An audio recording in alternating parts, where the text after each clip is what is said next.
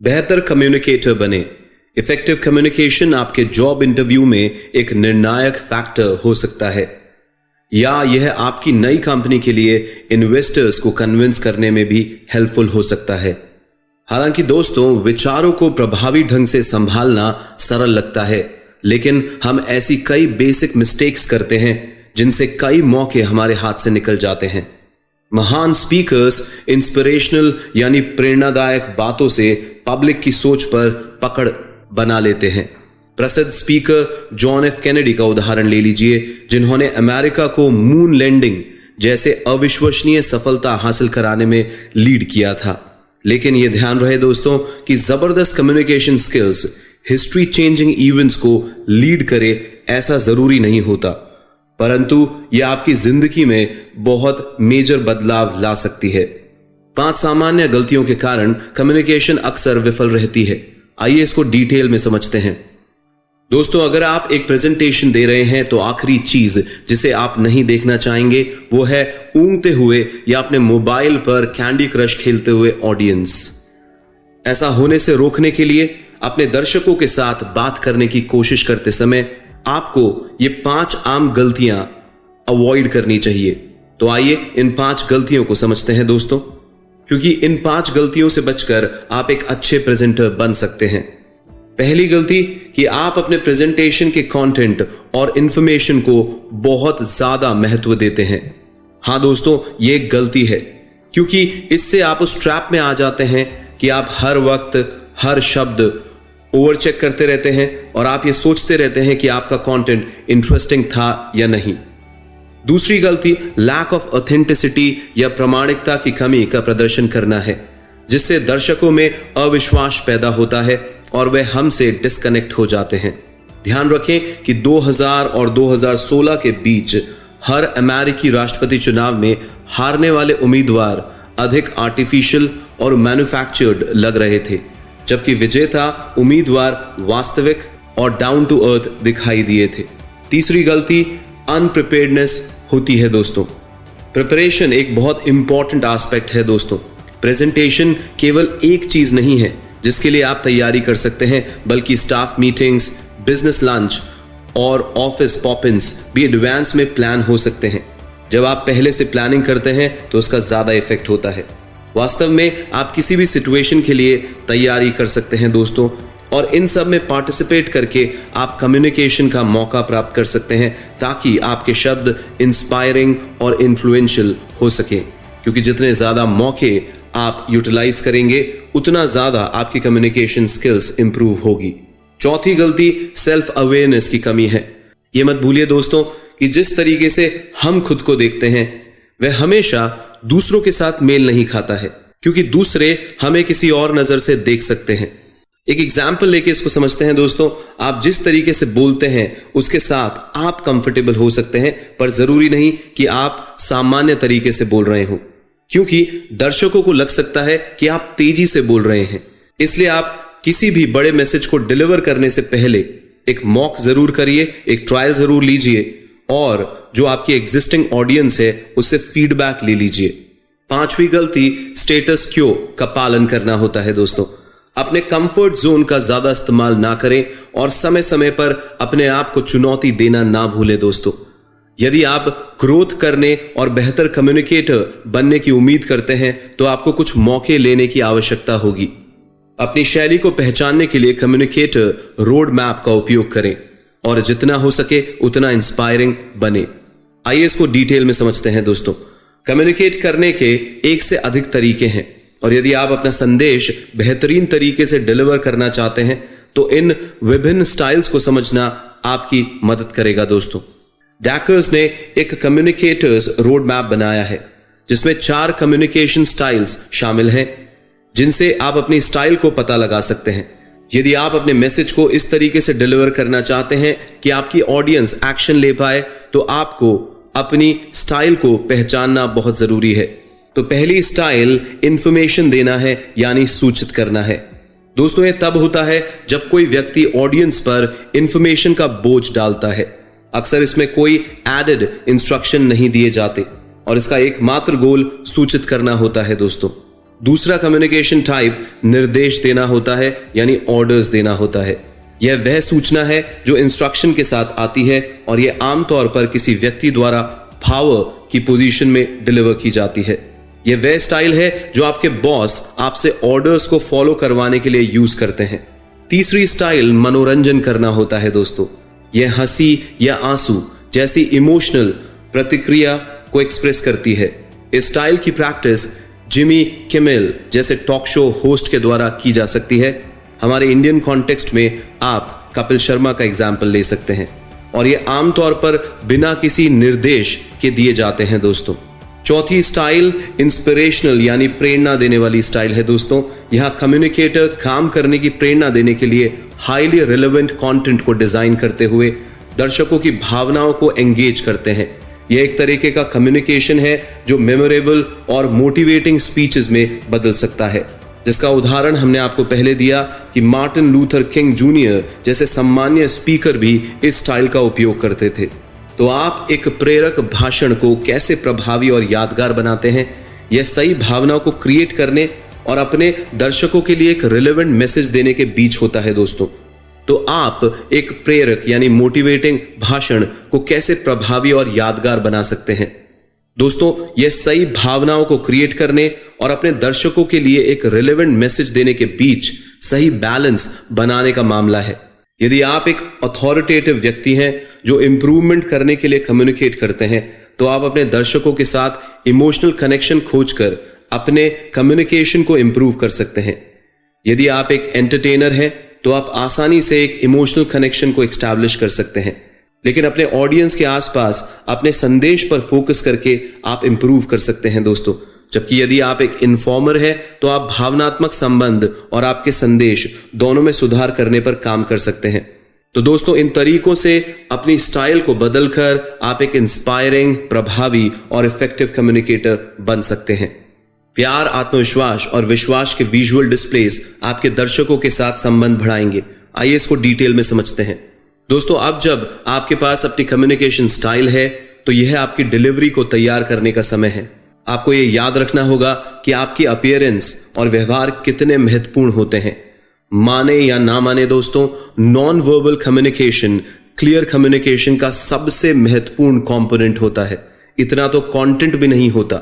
Content को ज्यादातर 7% weightage दी जाती है, परंतु नॉन वर्बल कम्युनिकेशन को 53% से ज्यादा वेटेज दी जाती है दोस्तों। तो सबसे पहले विचार करें कि ये 4 सरल लेकिन शक्तिशाली टूल्स आपको अधिक से अधिक विजुअल कम्युनिकेशन करने में कैसे मदद कर सकते हैं। आइए समझते हैं इन 4 टूल्स को। सबसे पहले आई कांटेक्ट है, जो आपके ऑडियंस की नजरों में आपको केयरिंग, ट्रस्टवर्दी और लाइकेबल बनाने के सबसे मजबूत तरीकों में से एक है दोस्तों। एक छोटे से समूह में आई कांटेक्ट को पूरी इफेक्टिविटी के साथ इस्तेमाल करने के लिए आपको प्रत्येक व्यक्ति के साथ 5 सेकंड के लिए नजर मिलाकर देखना होगा। यदि आपकी ऑडियंस ज्यादा है, तो यह महसूस ना करें कि आपको हर किसी के साथ नजर मिलाने की आवश्यकता है। इसकी बजाय प्रत्येक सेक्शन में कम से कम एक व्यक्ति को चुने। आई कांटेक्ट में हेलो इफेक्ट होता है और इस सेक्शन के आसपास के लोगों को भी आई कांटेक्ट से उत्पन्न पॉजिटिव इफेक्ट महसूस होता है। आपकी बॉडी लैंग्वेज पर भी विचार करना महत्वपूर्ण है दोस्तों।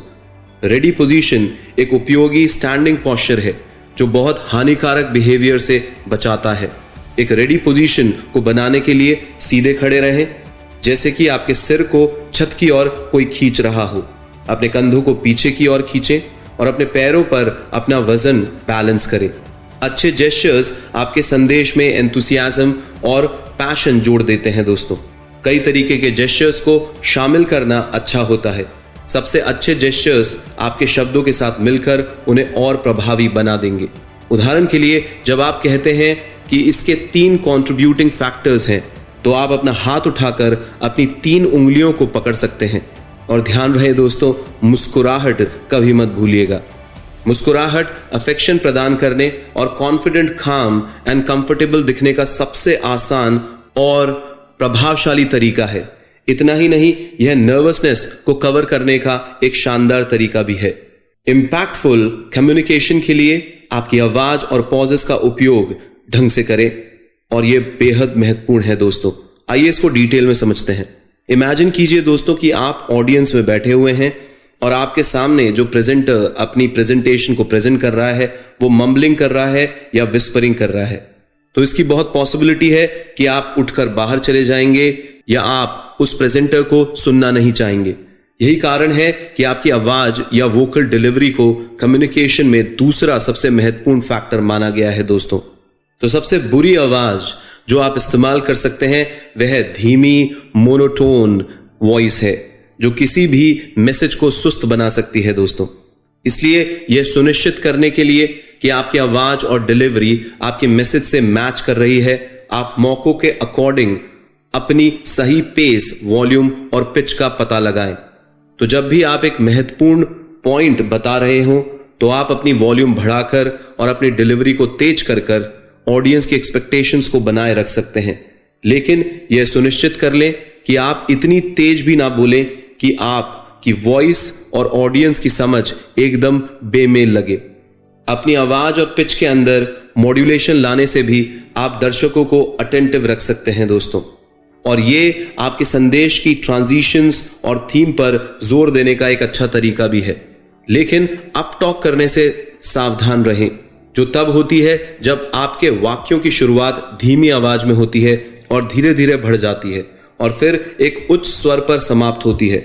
इस तरीके के बोलने की स्टाइल प्रत्येक लाइन को एक प्रश्न की तरह बना सकती है दोस्तों, जो आपके एज अ स्पीकर एक इनकॉम्पिटेंट छवि को आपके ऑडियंस के सामने प्रदर्शित करेगी। तो इसकी बजाय आपको आकर्षक और आत्मविश्वास के साथ बोलने का लक्ष्य बनाना चाहिए।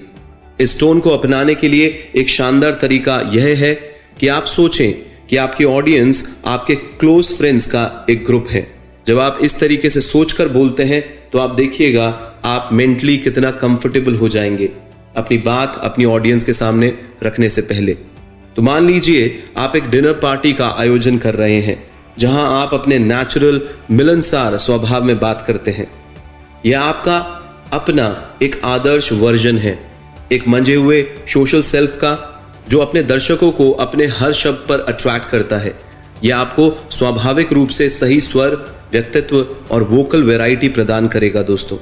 अंत में याद रखें कि 1 से 3 सेकंड का विराम कितना प्रभावी हो सकता है, खासकर जब आपने एक महत्वपूर्ण पॉइंट प्रेजेंट किया हो। यह एक पावरफुल टूल है दोस्तों जो आपके मैसेज को एक ड्रामेटिक सिग्निफिकेंस देता है और ऑडियंस को आपके द्वारा कहे गए शब्दों के महत्व को समझाने के लिए एक मोमेंट प्रदान करता है। यह आपको प्रिपेयर्ड, कंपैशनेट और क्रेडिबल दर्शाता है। तो पॉजेस की इंपॉर्टेंस समझिएगा और इसको अपनी स्पीचेस में आज से ही यूज करने लग जाइए दोस्तों। कहानियां और हास्य का उपयोग करके अपने दर्शकों को एंगेज करें। आइए इसको डिटेल में समझते हैं। यदि आप चाहते हैं कि जो आपने कहा है वह आपके दर्शक ना भूलें, तो आपको अपने ऑडियंस के साथ इमोशनली कनेक्ट होने के विश्वसनीय तरीकों की आवश्यकता है दोस्तों। तो यह वास्तव में शार्प है। शार्प का मतलब stories, humour, analogies, references and pictures. हर कोई एक अच्छी कहानी को पसंद करता है और वह एक पॉइंट पर जोर देने और ऑडियंस की भावनाओं को हल करने का एकदम सही तरीका भी है। स्टोरीज कहिए। फॉर एग्जाम्पल, यदि आपका मैसेज दोस्ती और लॉयल्टी के बारे में है दोस्तों, तो आप इस स्टोरी को सुना सकते हैं कि आप 6 लोगों को व्हील चेयर पर बैठकर बास्केटबॉल गेम खेलता हुआ देख रहे हैं और गेम के अंत में उन 6 खिलाड़ियों में से 5 खिलाड़ी खड़े हो जाते हैं और अपने छठे व्हील चेयर वाले दोस्त के साथ सड़क पार करके एक पब में जाते हैं और वहां ठंडी बियर का आनंद लेते हैं। तो मैं आपको बता दूं दोस्तों कि यह कहानी एक अवार्ड एड से आती है जो गिनीज ने दोस्ती का जश्न मनाने के अपने मैसेज पर जोर देने के लिए कही थी। तो इस तरीके की अनगिनत कहानियां हैं जो आपके पॉइंट्स को इंपैक्टफुल तरीके से लोगों तक पहुंचाने में मदद कर सकती है। एल्स आप यह पॉइंट्स एक बोरिंग संख्या के रूप में भी प्रेजेंट कर सकते हैं या दिलचस्प स्टैटिस्टिक्स के रूप में भी। यह तो टोटली आप पे डिपेंड करता है दोस्तों कि आप कहानियों को कैसे यूज करते हैं। लोगों को एक्शन लेने के लिए मोटिवेट करने वाली हार्ट वार्मिंग और ट्रेजेडी वाली यानी दुखद कहानियां अविश्वसनीय रूप से प्रभावी होती हैं दोस्तों। आइए इसको एक और उदाहरण से समझते हैं। एक fund raising club of America जो लड़के लड़कियों के लिए काम करता है, इसमें टीनेजर्स अपनी गिरफ्तारी, शारीरिक शोषण और नशे की लत और अपने माता पिता की कहानियां बताते हैं। एक मामले में एक टीनेजर ने वो दुखद कहानी बताई जिसमें वो कैसे 2 दिन के लिए एक ट्रेलर में बंद रही क्योंकि उसकी मां ने ड्रग्स की हाई डोज ले ली थी। तो जब आप इस तरीके की कहानियां सुनाते हैं तो ज्यादातर लोग दान देने के लिए कन्विंस हो सकते हैं। रादर आप अपनी प्रेजेंटेशन के अंदर सिर्फ स्टैटिस्टिक्स और नंबर्स की लिस्ट दिखाएं कि इस कम्युनिटी के अंदर इतने बच्चे रिस्क चिल्ड्रन हैं, तो कहानियों से आप अपनी ऑडियंस को ज्यादा कन्विंस कर सकते हैं दोस्तों, इसमें कोई डाउट नहीं है। ह्यूमरस स्टोरीज आपके दर्शकों को एंगेज करने और ऑडियंस के मन में एक स्पीकर की विनम्र, अच्छे स्वभाव और इंटरेस्टिंग इमेज बनाने में एक कारगर तरीका सिद्ध हो सकती हैं। सबसे सुरक्षित तरीके का हास्य सेल्फ डिप्रिकेशन, सेल्फ क्रिटिसिज्म यानी स्वयं की आलोचना होती है दोस्तों। और इसका एक बेस्ट एग्जाम्पल एक अमेरिकी तकनीकी कंपनी के मुख्य मार्केटिंग अधिकारी कैथी क्लेन ने दिया। उन्होंने अपने ड्राइवर के लाइसेंस को दिखाते हुए अपनी पावर पॉइंट की प्रेजेंटेशन को स्टार्ट किया और अपनी स्पीच को शुरू करते हुए यह कहा कि मुझे स्वीकार है कि मैंने एक बार अपने ड्राइवर के लाइसेंस को दिखाकर झूठ बोला था कि मैं केवल 5 फुट हूं, 5 फुट 2 इंच नहीं। सबसे पहले यह एक मार्केटिंग प्रेजेंटेशन के लिए बेहद अलग विषय लगता है, लेकिन कैटी बाद में रिवील करती हैं कि कैसे ये एग्जाम्पल उनकी प्रेजेंटेशन के मेन मैसेज से डायरेक्टली कनेक्ट करता है। और वो मेन मैसेज था ईमानदार होना। एनालॉजीज, पिक्चर्स एंड रेफरेंसेस वो हैं जो आपके कंटेंट को अधिक एंगेजिंग बनाते हैं। आइए इसको डिटेल में समझते हैं दोस्तों। इस पार्ट के अंदर हम शार्प्स के अंतिम 3 पॉइंट्स पर विचार करेंगे, एनालॉजीज, रेफरेंसेस और पिक्चर्स। रेफरेंसेस के अंदर हम कोट्स भी इंक्लूड करते हैं। सबसे पहले हम एनालॉजी लेते हैं दोस्तों। एनालॉजी एक एंकर के रूप में काम करती है। जब एक अनफैमिलियर कॉन्सेप्ट को किसी ऐसी चीज के साथ कनेक्ट करके बताया जाए और इस तरीके से उस डिफिकल्ट चीज को आसानी से समझाया जा सके, ऐसा करके आप उस डिफिकल्ट चीज को अधिक उपयोगी बना सकते हैं और अपने ऑडियंस को उसको समझा भी सकते हैं। तो दोस्तों, यदि आप एक कॉम्प्लेक्स टॉपिक को समझाना चाह रहे हैं जैसे एस्ट्रोफिजिक्स या माइक्रो टेक्नोलॉजी, तो आपको एनालॉजीज बहुत काम आएंगी। और ध्यान रहे कि यदि आप एनालॉजीज यानी उपमा को अच्छी तरीके से प्रेजेंट कर पाएंगे तो वो आपकी ऑडियंस को सरप्राइज और कैप्टिवेट यानी आकर्षित कर पाएंगी दोस्तों। तो आइए इसको एक उदाहरण से समझते हैं। एक प्रेजेंटेशन में एक इंजीनियर अपने ऑडियंस को स्टैंडर्डाइजेशन के बेनिफिट्स को समझाने की कोशिश कर रहा था। स्टैंडर्डाइजेशन नो डाउट एक डिफिकल्ट कॉन्सेप्ट है, पर इंजीनियर ने एनालॉजी का यूज किया और एक इफेक्टिव एनालॉजी के रूप में उसने एक अच्छा उदाहरण दिया। 1904 में ग्रेट बेल्टिमोर फायर की जो घटना घटी वो वर्स्ट इसलिए बन गई क्योंकि फायर फाइटर्स शहर के फायर हाइड्रेंट्स के साथ इनकम्पेटेबल थे। तो इसके दुखद परिणामों को एक्सप्लेन करते हुए जिस एनालॉजी को यूज किया गया उसने स्टैंडर्डाइजेशन के फेवर में ऑडियंस के सामने एक पावरफुल केस बना दिया।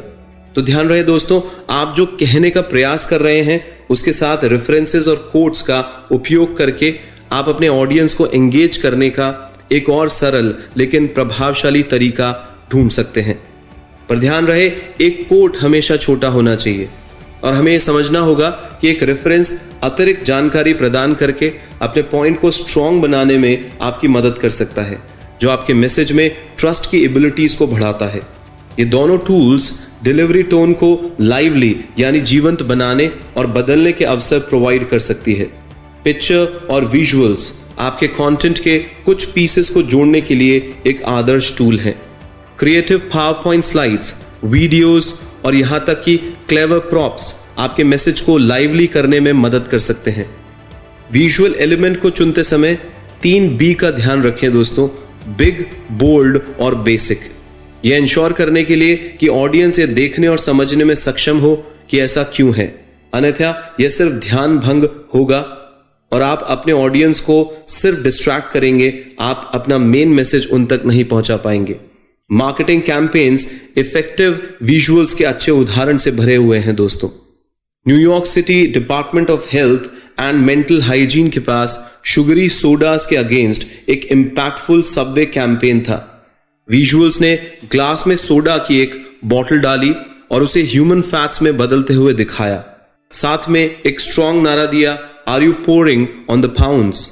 ओवरऑल पॉइंट बनाने में यह एक clear and concise and effective तरीका था दोस्तों, जिसने इसे विजुअल कम्युनिकेशन का एक ग्रेट पीस बना दिया। अपने ऑडियंस की वॉन्ट्स और डिजायर्स को जाने, जिससे आप उनसे कोई एक्शन करवा सके। आइए इसको डिटेल में समझते हैं दोस्तों, यदि आप किसी ऑडियंस को जीतने की कोशिश कर रहे हैं तो यह समझना जरूरी है कि वे क्या चाहते हैं। दरअसल एक बार जब आप जान जाते हैं कि हमारे ऑडियंस के लिए क्या रेलेवेंट है, तो आप अपने संदेश को विशेष रूप से उनके लिए डिजाइन करना शुरू कर सकते हैं। तो अपने आप से 3 बुनियादी प्रश्न पूछें दोस्तों। आपके ऑडियंस कौन हैं, वे क्या उम्मीद करते हैं और वे पहले से क्या जानते हैं। इन सवालों के जवाब 3 एसेंशियल एडजेक्टिव्स के साथ ब्रीफ किया जा सकता है और एक बार आप इन्हें ऑडियंस प्रोफाइल बनाने के लिए उपयोग कर सकते हैं, ताकि आपको अपना संदेश फ्रेम करने में सहायता मिले। फॉर एग्जाम्पल, मान लीजिए कि आपके ऑडियंस एक स्मॉल बिजनेस के ओवरवर्क्ड स्टाफ हैं। वे ग्रोथ की उम्मीद करते हैं, लेकिन उन्हें पता है कि उनकी वेबसाइट किसी भी विजिटर को आकर्षित नहीं कर रही है और वे इस बात से श्योर नहीं है कि कैसे सुधार करें। इस मामले में 3 विशेषण यानी एडजेक्टिव बिजी, ग्रोथ और अनफैमिलियर होंगे दोस्तों। अब आप बढ़िया पिच तैयार कर सकते हैं दोस्तों, क्योंकि यह क्लियर कट मैसेज देगा कि वो लोग कैसे सर्च इंजन ऑप्टिमाइजेशन से अपने वेब ट्रैफिक को बहुत कम एडिशनल वर्क के साथ ग्रो करवा सकते हैं और इससे वो लोग वो पा सकते हैं जो वो चाहते हैं और निश्चित ही यह उन्हें बहुत खुशी देगा।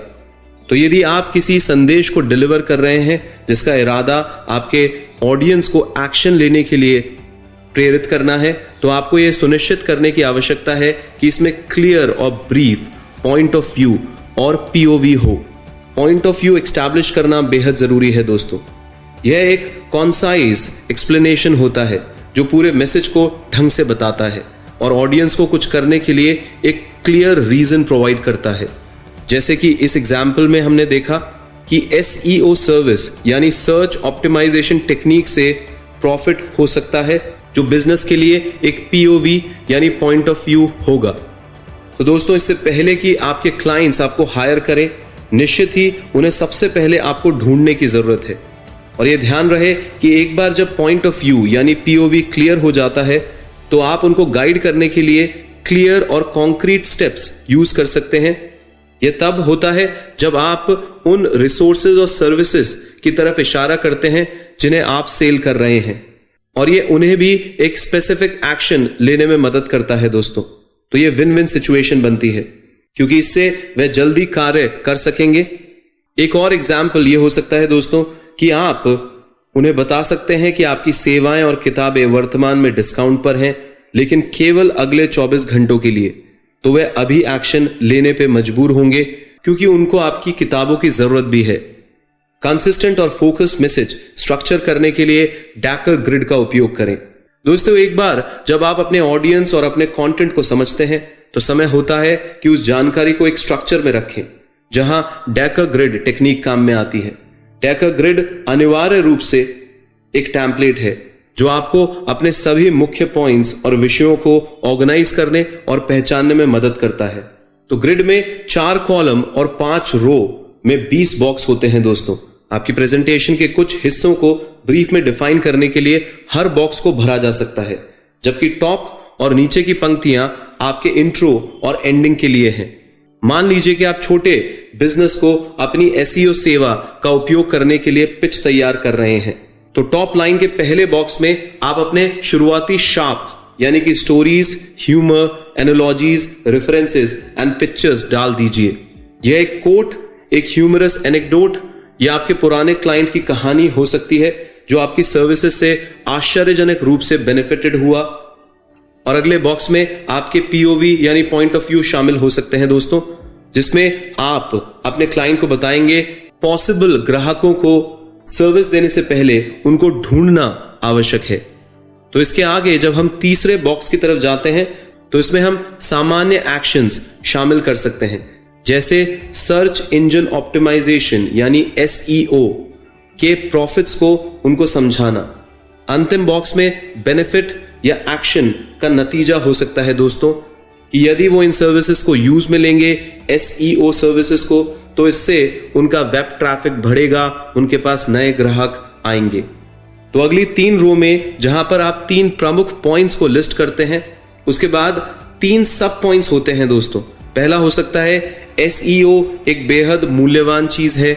इसके बाद गूगल एनालिटिक्स और मेगा ट्रेंड जैसी अन्य बातों को आप रख सकते हैं, और ये सुनिश्चित करने के लिए कि आप अपने ऑडियंस को जर्नी के बीच में नहीं खोते हैं, कम से कम इन 2 पॉइंट्स को एक शार्प के रूप में प्रस्तुत जरूर कीजिए दोस्तों। नीचे की रो आपके क्लोजिंग रिमार्क्स के लिए हो सकती है, जो टॉप लाइंस में एक अलग ऑर्डर में हो। इसके अंदर हम आपको ये एग्जाम्पल बता रहे हैं कि आप कैसे डेकर ग्रिड का उपयोग करके अपनी स्पीचेस बना सकते हैं और उसको एक स्टेप बाय स्टेप फॉर्मेट में अपनी ऑडियंस के सामने प्रेजेंट कर सकते हैं। क्योंकि दोस्तों यदि हम प्रॉपर तरीके से अपनी स्क्रिप्ट को नहीं बनाते तो पॉसिबिलिटी है कि हम कुछ मेजर पॉइंट्स को भूल जाएंगे। ये भी पॉसिबल है जो पहले बोलना है हम उसे बाद में बोल देंगे, जो बाद में बोलना है हम उसे पहले बोल देंगे, और इस चक्कर में कुछ पॉइंट्स भी छूट जाते हैं।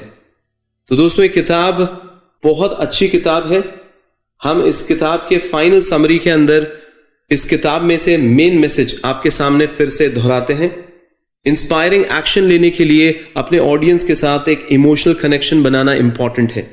अपने व्यवहार और अपनी आवाज के माध्यम से ऑथेंटिसिटी और वार्मथ का संदेश देने के साथ अपने कंटेंट में इमोशनल ट्रिगर्स को जोड़ने से इस कनेक्शन को बढ़ावा मिलता है। एक वेल स्ट्रक्चर्ड स्क्रिप्टेड संदेश डेवलप करने के लिए डेकर ग्रिड का उपयोग करके आप इफेक्टिव कम्युनिकेशन कर सकते हैं दोस्तों यदि आपको यह किताब पसंद आती है तो जरूर आप इसको दूसरों के साथ शेयर करें। हम आपको और भी कुछ अच्छी कम्युनिकेशन स्किल्स की किताबों की समरीज प्रोवाइड कराते रहेंगे। हमारा तो एक ही उद्देश्य है कि आप इन सारे आइडियाज को अपनी जिंदगी में लगाएं और एक चैंपियन बने। आप हमेशा हमारी दुआओं में हैं। मेरी शुभकामनाएं आपके साथ हैं। धन्यवाद।